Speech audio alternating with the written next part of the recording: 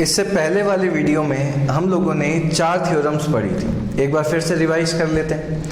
अगर दो parallel lines के ऊपर एक ट्रांसवर्सल फॉल होती है तो उसके ऑल्टरनेट इंटीरियर एंगल्स इक्वल होते हैं। अगर ऑल्टरनेट इंटीरियर एंगल्स इक्वल हैं तो लाइंस पैरेलल हैं। अगर दो पैरेलल लाइंस के ऊपर एक ट्रांसवर्सल फॉल होती है तो उसके कॉन्जुगेटिव इंटीरियर एंगल्स का सम कितना होता है 180 डिग्री, और अगर इंटीरियर एंगल्स का सम कितना है 180 डिग्री, तो लाइंस क्या है, पैरेलल है। आज हम हमारी नेक्स्ट थ्योरम डिस्कस करेंगे। क्लियर है? थ्योरम सबसे पहले उसका स्टेटमेंट देखते हैं कि वो थ्योरम आपको क्या स्टेट करती है। If two lines are parallel to the same line, if two lines are parallel to the same line, then they are parallel to each other। अगर दो लाइन सेम लाइन के क्या है, पैरेलल है, तो ये दोनों आपस में एक दूसरे के क्या होगी, पैरेलल होगी। क्लियर है? अब देखिए, इसके लिए हमने सबसे पहले क्या किया, ये बना दी एक लाइन दैट इज L, ये हो गई एक लाइन M, और ये हो गई एक लाइन दैट इज P। तो अपनी मर्जी से हमने 3 लाइंस बनाई, L M P। इतना क्लियर? आपको गिवन है क्वेश्चन में कि L किसके पैरेलल है, P के पैरेलल है। तो सबसे पहले given L is parallel to P, यानी कि ये लाइन इस लाइन के पैरेलल है। और ऐसे ही आपको गिवन है M is parallel to P। इतना clear? If two lines are parallel to the same line, यानी कि L किसके पैरेलल है, P के पैरेलल है, और M भी किसके पैरेलल है, P के पैरेलल है। तो आपको प्रूव करना है टू प्रूव, इतना क्लियर, कि L किसके पैरेलल होगी, M के पैरेलल होगी। तो L is parallel to M। तो देखिए, ये लाइन इस लाइन के पैरेलल, ये लाइन इस लाइन के पैरेलल। तो अगर दो लाइन सेम लाइन के पैरेलल हैं तो ये दोनों आपस में एक दूसरे के क्या होगी, पैरेलल होगी। अब इसके लिए मैं यहाँ पे क्या कर रहा हूँ, कंस्ट्रक्शन कर रहा हूँ।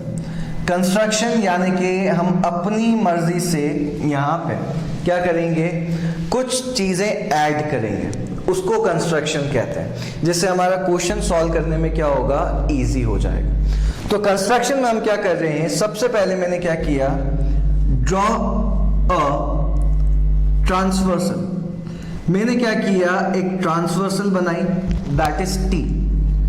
तो ये हमने बना दी एक transversal T।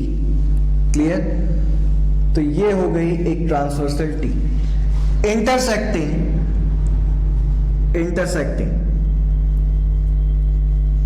L M and P। Clear? ये L M और P को, चलिए इसको स्मॉल में लिख देते हैं क्योंकि स्मॉल में लिखा हुआ है। तो L M और P को क्या कर रही है, इंटरसेक्ट कर रही है एट पॉइंट। चलिए इस पॉइंट को क्या नाम दे देते हैं, इसको नाम दे देते हैं A, इसको नाम दे देते हैं B, और इसको नाम दे देते हैं C। किस पॉइंट पे इंटरसेक्ट कर रही है, A B C पे। तो at point A B and C। इतना क्लियर? अब देखिए, मैं यहाँ पे क्या कर रहा हूँ, अपनी मर्जी से नेमिंग कर रहा हूँ। इसको नाम दे दिया 1 2 और 3। तो इन एंगल्स को मैंने यहाँ पे क्या कर दिया, नेमिंग कर दी। तो 1 2 और 3। तो सबसे पहले कॉन्सेप्ट क्लियर कि क्या गिवन है, आपको गिवन है ये साइड, यानी कि ये लाइन इस लाइन के पैरेलल, ये लाइन इस लाइन के पैरेलल। तो ये दोनों आपस में एक दूसरे के पैरेलल बतानी है। कंस्ट्रक्शन में एक लाइन बना दी T जो इंटरसेक्ट कर रही है L M और P को एट पॉइंट A B और C, और इस एंगल्स को हमने क्या कर दिया, नेमिंग कर दी 1 2 और 3। अब देखिएगा ध्यान से इसका सॉल्यूशन। सबसे पहले आपको क्या गिवन है, L किसके पैरेलल है, P के। तो since L is parallel to P, यानी कि ये साइड इस साइड के पैरेलल। अब भूल जाइए बीच में कोई साइड है, ये साइड इस साइड के पैरेलल, और ये हो गई एक ट्रांसवर्सल। तो मेरे को बताइए क्या एंगल 1 एंगल 3 के बराबर होगा कि नहीं होगा। तो हम क्या कहेंगे, angle 1 is equals to angle 3 और रीजन क्या आ जाएगा, करस्पॉन्डिंग एंगल्स। इतना क्लियर? तो रीजन क्या आ गया, करस्पॉन्डिंग एंगल्स। तो L पैरेलल है किसके, P के, एंड T इज ट्रांसवर्सल। इतना क्लियर? तो ये क्या हो गई, एक ट्रांसवर्सल हो गई। तो एंगल 1 किसके बराबर, एंगल 3 के बराबर। Reason corresponding angles. अब आप खुद देख लीजिए, छुपा के देख लीजिए, तो क्या 1 3 के बराबर आएगा ना। अगला आपको क्या गिवन है, M किसके पैरेलल है, P के। अगेन वापस से चल, अब आपको गिवन है कि M किसके पैरेलल है, P के। तो M is parallel to P। Clear?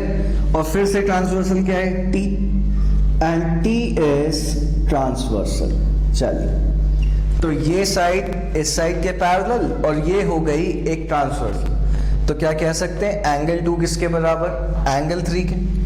तो angle 2 is equals to angle 3। फिर से रीजन, करस्पॉन्डिंग एंगल्स। तो ये आ गया हमारे पास करस्पॉन्डिंग एंगल्स। इसको हमने दे दिया इक्वेशन 1, इसको मैंने दे दिया इक्वेशन 2। नाउ फ्रॉम 1 एंड 2 यानी कि पहली और दूसरी इक्वेशंस, ध्यान से देखिएगा, 1 किसके बराबर, 3 के, और 2 भी किसके बराबर, 3 के। तो क्या हम कह सकते हैं, अगर 1 3 के बराबर और 2 3 के बराबर, so from 1 and 2 therefore angle 1 is equals to किसके बराबर, एंगल 2 के। यानी कि ये वाला एंगल इस एंगल के बराबर। लेकिन बताइए, एंगल 1 और एंगल 2 तो मिलके कौन सा एंगल्स बना रहे हैं, corresponding angles, but they are making a pair of corresponding angles। और अगर ये मिलके corresponding angles बना रहे हैं तो क्या हम कह सकते हैं L किसके पैरेलल हो जाएगा, M के। so therefore L is parallel to M। Reason क्या हो जाएगा, that is converse of corresponding angle axiom। तो converse of corresponding angle axiom. इतना क्लियर? तो बहुत ही सिंपल सा कॉन्सेप्ट। सबसे पहले ये लाइन इस लाइन के पैरेलल और ये वो ट्रांसवर्सल, तो 1 3 के बराबर। ये लाइन इस लाइन के पैरेलल और ये ट्रांसवर्सल 2 3 के बराबर। तो 1 3 के बराबर, 2 3 के बराबर, तो क्या एंगल 1 एंगल 2 के बराबर। और अगर ये बराबर, तो ये कौन सा एंगल्स बन रहे, करस्पॉन्डिंग एंगल्स, मतलब लाइंस आपस में एक दूसरे के क्या है, पैरेलल है। क्लियर? काफी ज्यादा इंपॉर्टेंट थ्योरम है, नोट करिएगा। अब हम लोग हमारी एक्सरसाइज दैट इज 6.2 स्टार्ट करेंगे आपके एनसीईआरटी बुक की। क्लियर है? सबसे पहला क्वेश्चन आपको गिवन है, इन द गिवन फिगर। तो ये आपको फिगर गिवन है, आपको गिवन है find the value of x and y। तो आपको यहाँ पे इस फिगर को देख के किसकी वैल्यू निकालनी है, x और y की वैल्यू निकालनी है। और आपको बोला गया है, फिर आपको यहाँ पे क्या शो करना है कि AB किसके पैरेलल है, दैट इज CD के पैरेलल है। तो क्वेश्चन में आपको क्या गिवन है कि find the value of x and y। उसके अलावा आपको क्या शो करना है कि AB किसके पैरेलल होगा, दैट इज CD के। तो सबसे पहले इधर से ध्यान से समझेगा कि हम इसको कैसे सॉल्व कर रहे हैं। तो आपको क्या शो करना है, पहले वो लिख देते हैं। To show that is AB is parallel to CD, और उसके अलावा क्या फाइंड आउट करना है, value of x and y। तो to find value of x and y। इतना क्लियर? तो देखिए यहां पे हम सबसे पहले कैसे x और y की वैल्यू फाइंड आउट करेंगे और उसके बाद ये शो करेंगे कि AB किसके पैरेलल है, CD के। तो सॉल्यूशन, ठीक है। अब मेरे को बताइए 50 प्लस x, इस एंगल और इस एंगल का सम कितना होगा। तो आप क्या कहेंगे sir, that is 180 degree. Clear? Reason क्या आ जाएगा, बिकॉज ऑफ लीनियर पेयर। इतना क्लियर? तो 50 प्लस x, तो सिंस ये रहा 50 plus x is equals to 180 degree, और रीजन क्या हो गया? Because of linear pair, LP यानी कि लीनियर पेयर। तो x की वैल्यू कितनी हो जाएगी? 180 माइनस 50, तो हमारे पास x की वैल्यू कितनी आ गई? 130 डिग्री। तो सबसे पहले तो मैंने यहां से क्या किया, इस x की वैल्यू निकाल ली। कितना आ गया? 130 डिग्री। अब बताइए, अगर ये 130 है तो ये भी कितना होगा? 130 होगा कि नहीं होगा? Reason vertically opposite angles. Again since angle y is equals to 130 degree, और रीजन क्या हो गया हमारे पास? Vertically opposite angles. तो क्या हो जाएगा? Vertically opposite angles. तो देखिए x भी 130 आया लीनियर पेयर से निकाला, और ये भी 130 वर्टिकली अपोजिट एंगल्स। सो क्या हम कह सकते हैं therefore angle x is equals to angle y? कितना आ गया? 130 डिग्री। दोनों ही मिलके क्या आ रहे हैं? 130 डिग्री आ रहे कि नहीं आ रहे?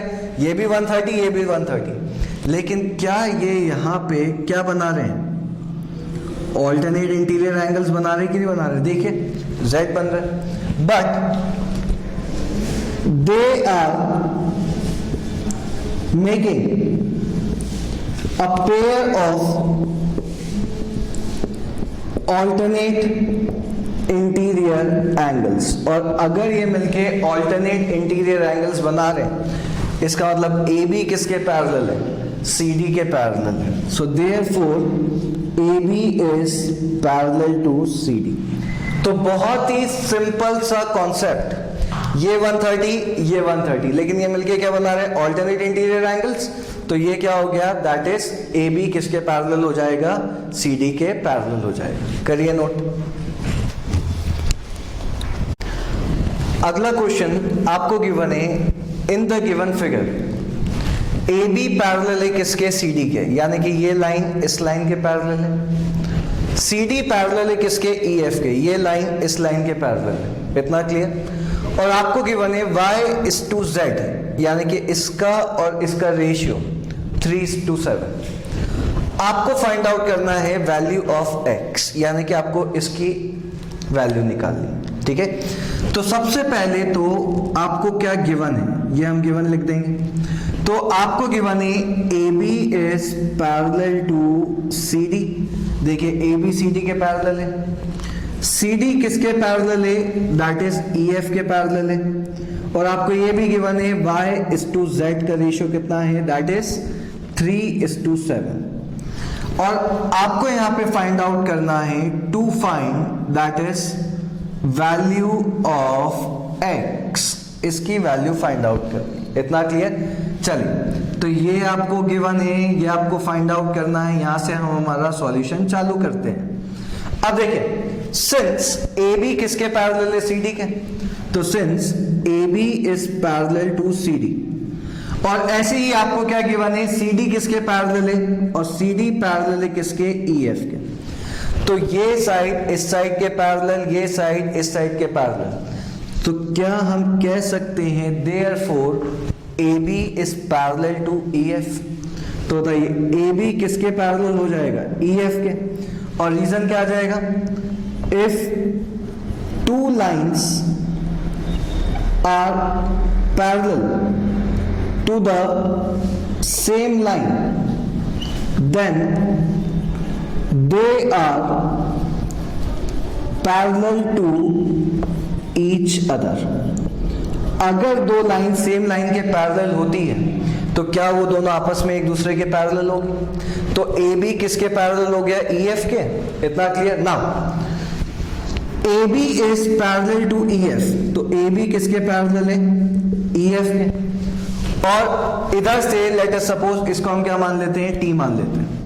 और T क्या हो गई? एक transversal, and T is transversal. चलिए, तो AB किसके पैरेलल? EF के, और T क्या हो गई? ट्रांसवर्सल।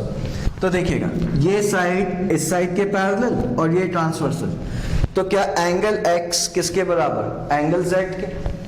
तो angle x is equals to angle z, और रीजन क्या आ जाएगा? Alternate interior angles.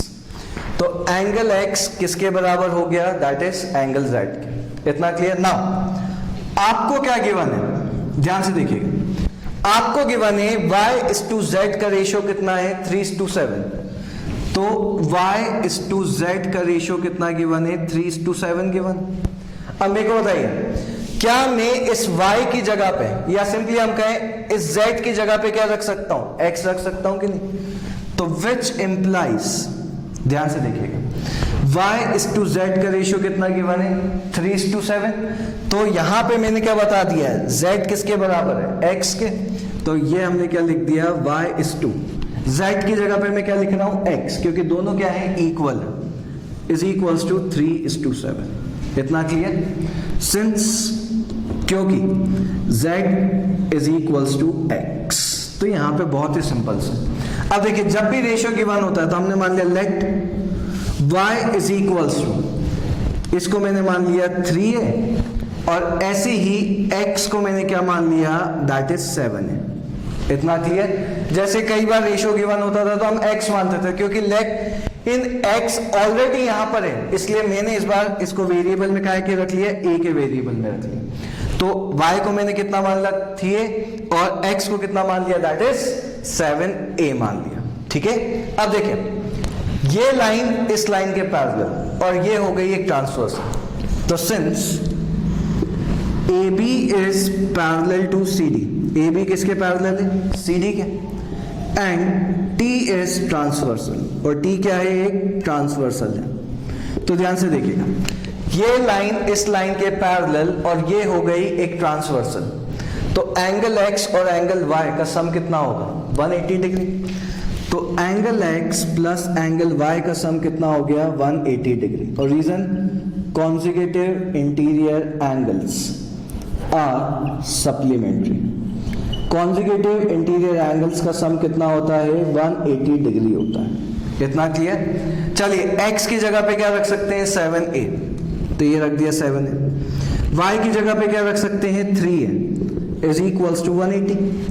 तो ये कितना हो गया? 10a इज इक्वल्स टू 180, यही आएगा।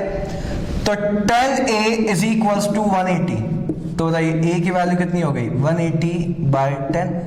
तो a की वैल्यू आपके पास कितनी आ जाएगी? 80।